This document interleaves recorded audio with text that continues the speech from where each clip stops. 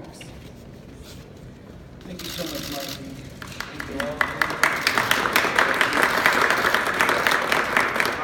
Thank you all for coming, and thank you for having me here today. I am so grateful and humbled in your presence.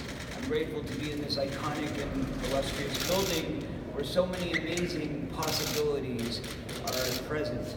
And I'm hoping today, with my presence, that I can help create those new possibilities and those new avenues for us to have really have some kind of closure to this very, very important issue that has been crippling me in my own life for many years. I've heard many people here say that they've been coming here for 10 years to try and get this bill passed. Well, speaking of the Me Too movement and where it all began, I will be the first to say my journey began 30 years ago.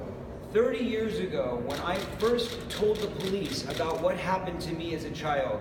30 years ago, when I first told the police that my best friend was raped as a child and had never gotten his life back.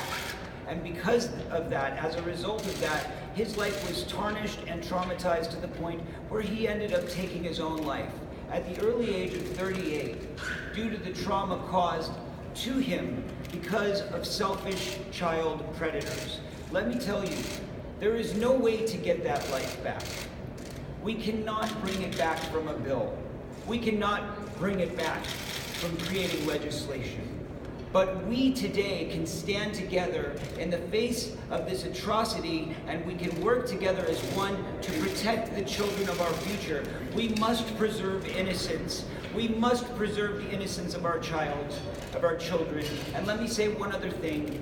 People want to make this a party issue. I've been saying this since the beginning. I don't believe it's a party issue. I'm not coming after you, Senator Flanagan. I'm not coming after you and saying this is all your fault. I'm sure you're a good man. I'm sure that you have a child of your own, or you have relatives with children. You have children in your family.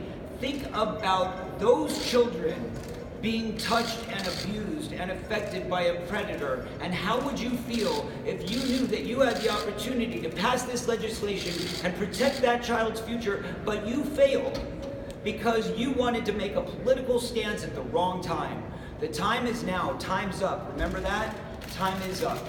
And it's time that we all bond together to make this movement for our future, to make this movement for our children, and to remember that only together can we let these children know that their stories, their futures, their lives are our responsibility, because kids matter too. That's why I created the hashtag Kids2, capital K with the number 2. Use it, please. Kids2, we must pass the CVA. It's time for this legislation to take hold. And remember again, you senators are human beings.